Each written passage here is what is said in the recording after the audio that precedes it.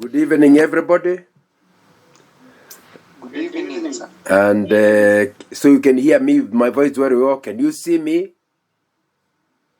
Yes. Yeah, I can see you. Now, can you see my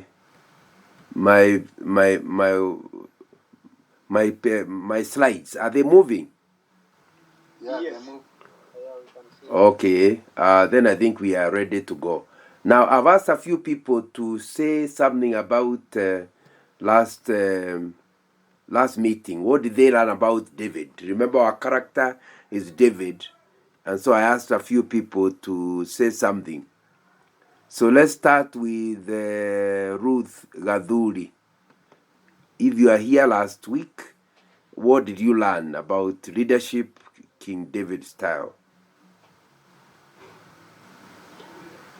Good evening, everyone. Good evening. I'm Ruth Gaduri.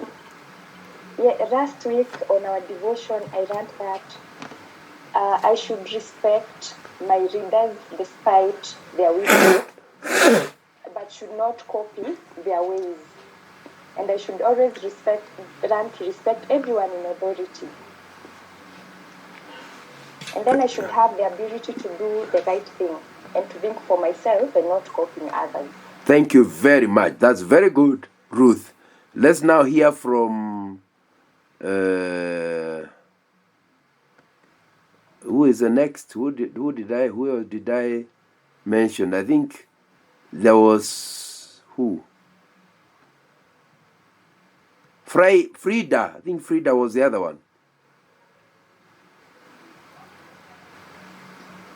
Good evening. Good evening, Frida. Can you hear me? Very well.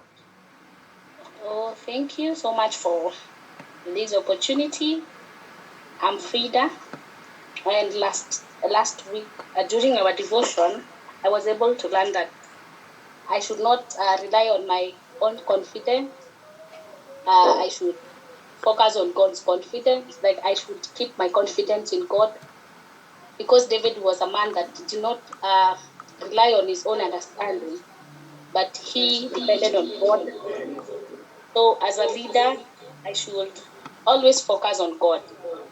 Then I also learned that as a youth, I'm not a leader of tomorrow, but I'm a today's leader, and I should respect them in authority despite their weaknesses, as I manage my own weaknesses. Thank you. Thank you very much. That's a very good summary. And we thank you for, I don't want to say volunteering, but accepting to volunteer you. Today, we want to talk about discovering your life's purpose. And again, we want to go to the story of David finally being appointed as king, and asking ourselves, what can we learn out of it?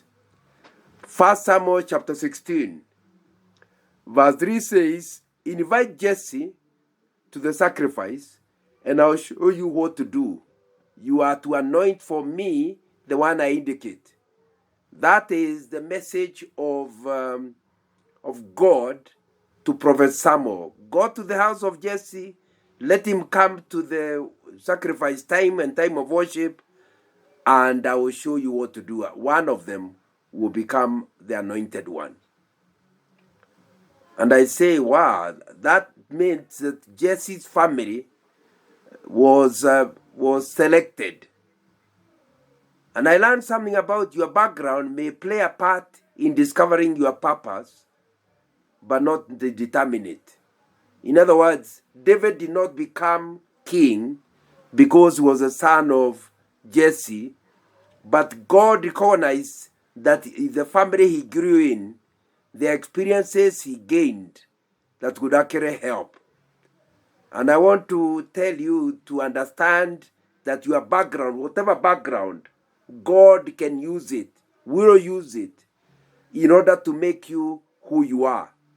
So you should look at your background and be suspicious that there is something God is getting you to go through or has made you go through, and out of that, it will help you to serve God in future.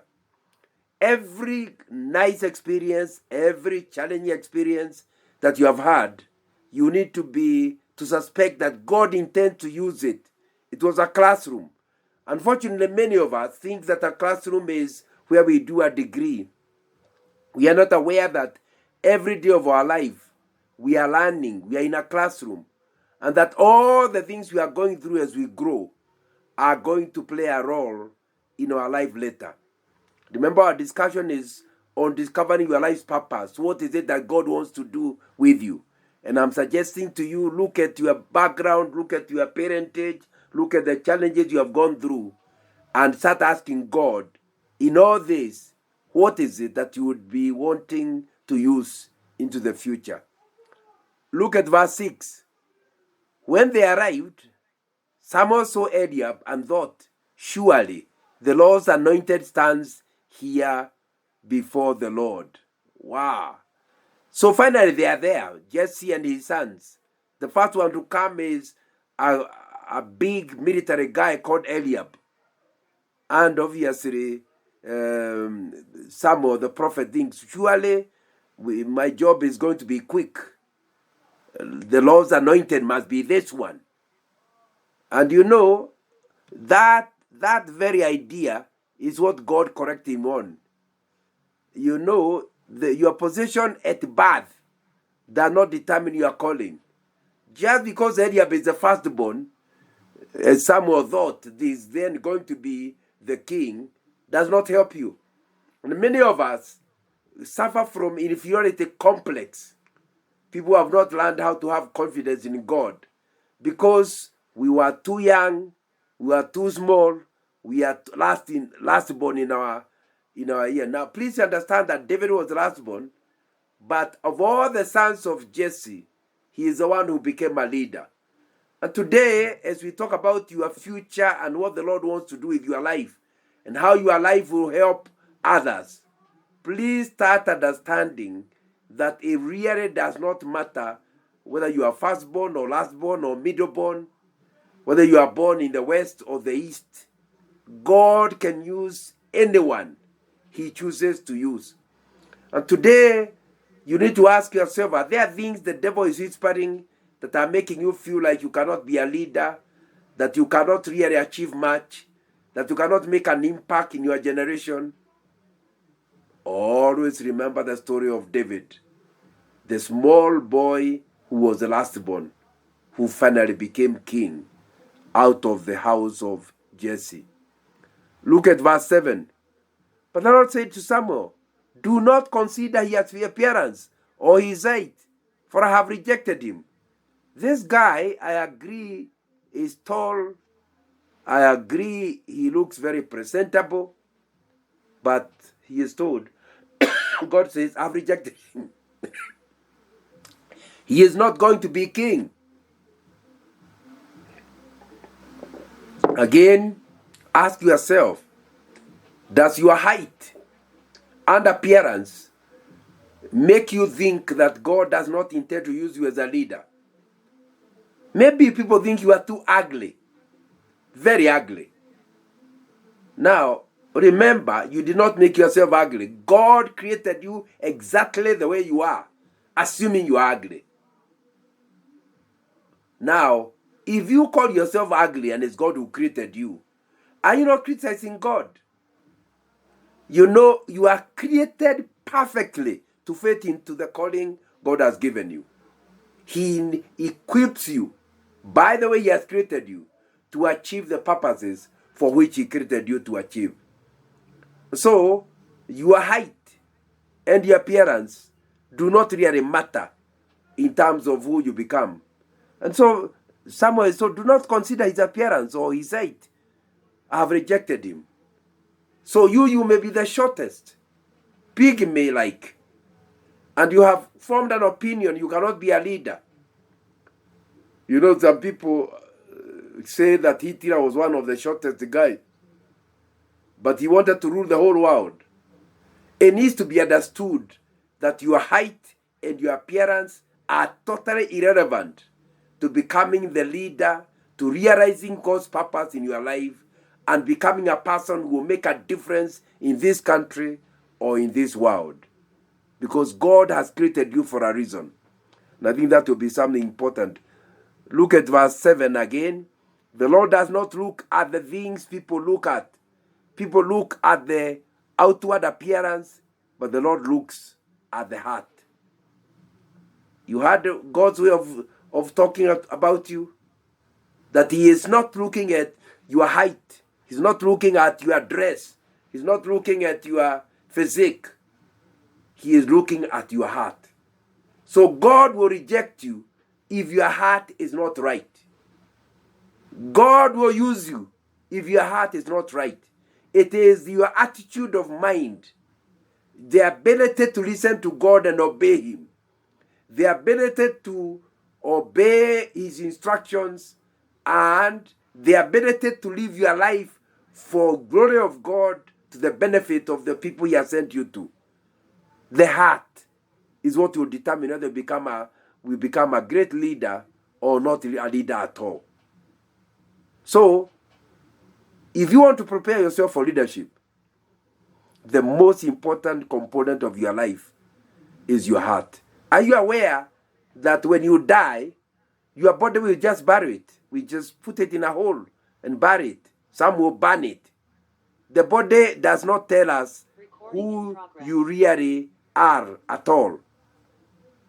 It is the thing, the person inside your body is what will matter. And so you need to answer the question, are you or are you not? And that will be very important to say. Are you or are you not having a heart that serves God, that honors God? And I think that will be very, very important. So the Lord looks at the condition of the heart to qualify you. And you need to know that one of the most important preparation for leadership is your belief system, your commitment to God, the fear of the Lord. That's what you need to work at. Your desire to be used of God, to love those people and even love the unlovable, because God will make you lead people, some of them who don't like you, who will be rude to you. But if your heart is right, you can actually lead people that are difficult, that are rude, and still achieve greatness in God. Look at verse 11. So he asked Jesse, are these all the sons you have?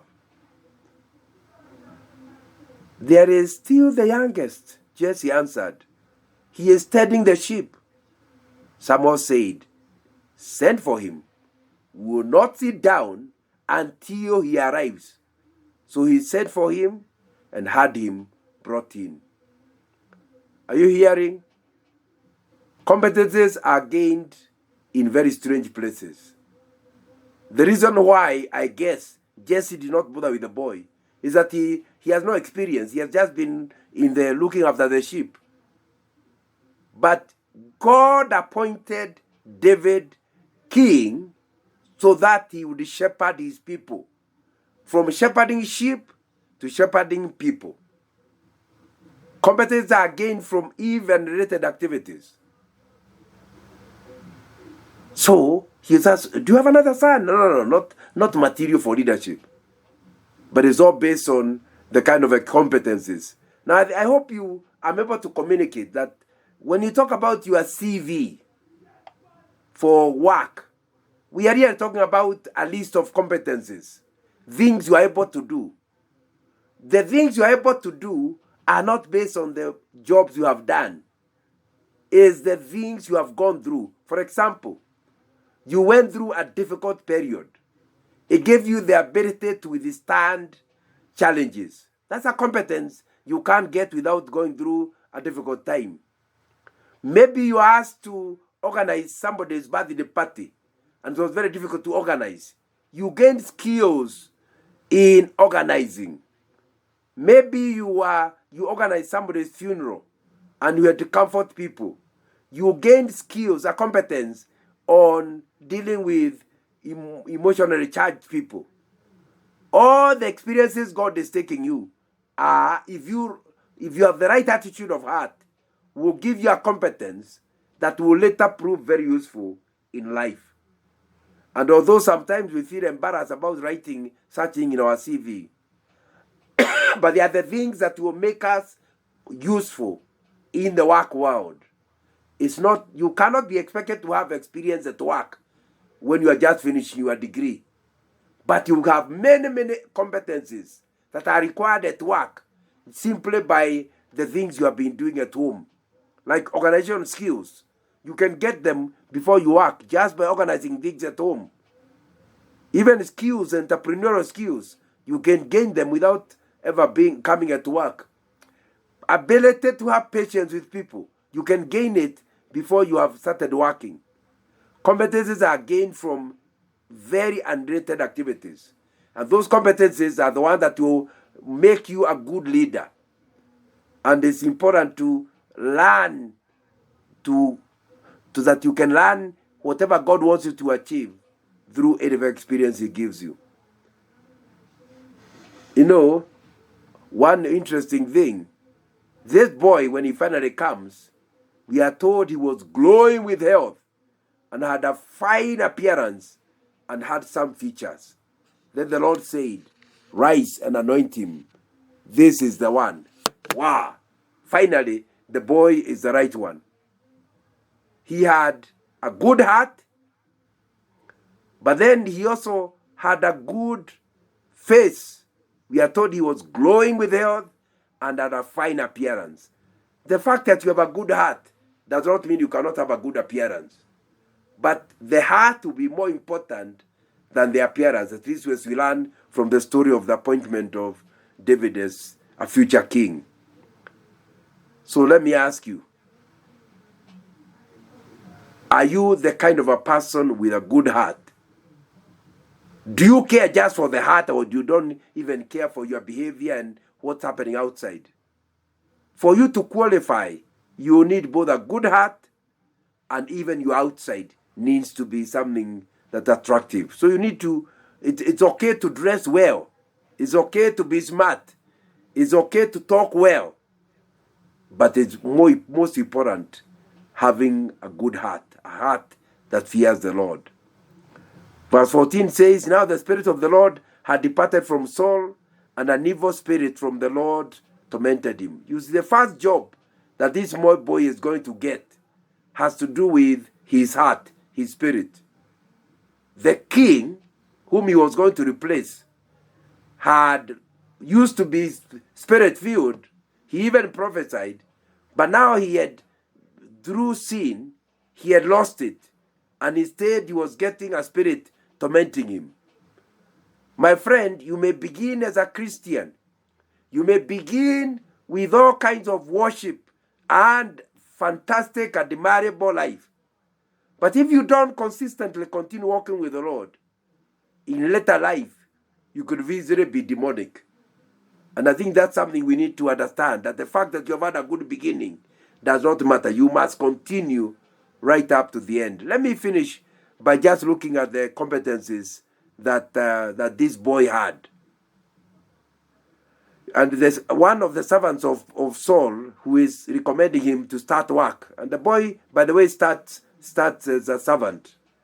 And you need to understand that for you to be a great leader, you may have to start as a servant, a messenger even. That's because that's what David was. And that will give you the skills that could finally get you to the top. But just see what we hear about this boy. Number one, he knows how to play the role. He's a musician. Are you the type of a person who feels because you are called to be leadership, there's nothing else you can do? David was both a king and a musician. He has written many of the Psalms as a musician. And sometimes you need this roundedness in order to be a good leader. Number two, he is a brave man. My friend, if you're a coward, never able to take risks, never able to do things that could get you into trouble because you are a coward, it will be difficult for you to be a leader. Number three was a warrior. A warrior meant he could go to the battlefield. Number four, he had good communication skills. He speaks well. And that's something you need to work on yourself. So that when you communicate well, people are able to understand you, and you're able to understand them. That's the fourth thing. Number 5, he was fine looking, and I've talked about that. And finally, and the Lord was with him. I think that's a very critical thing to understand. That if you want to be a leader, it will be important that the Lord is with you all the days of your life. Thank you very much. That's how to discover your life's purpose. Like David, see the kind of things that God used in order to get him into the leadership. William, back to you. Thank you so much, Ndugu. That was so powerful. Thank you. You have reminded us that the Lord looks at the condition of your heart. He doesn't look at your appearance. We are so grateful for that powerful devotion. We are going to do a recap of our previous session, and also maybe our expectation of today's session. So I'm going to send you to breakout rooms for the next 5 minutes. We do a recap of our previous session. Ensure you join the breakout rooms, and also ensure that you share with your rooms colleagues of what you learned in our previous session, and also what you expect to learn from today's session. Our session today is still on self-awareness.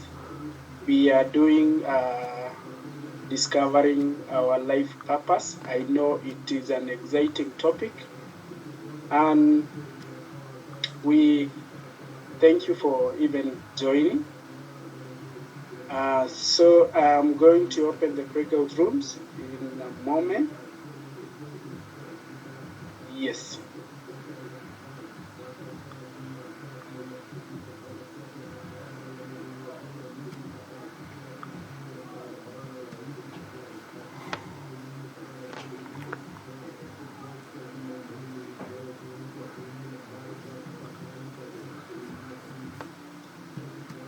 So you can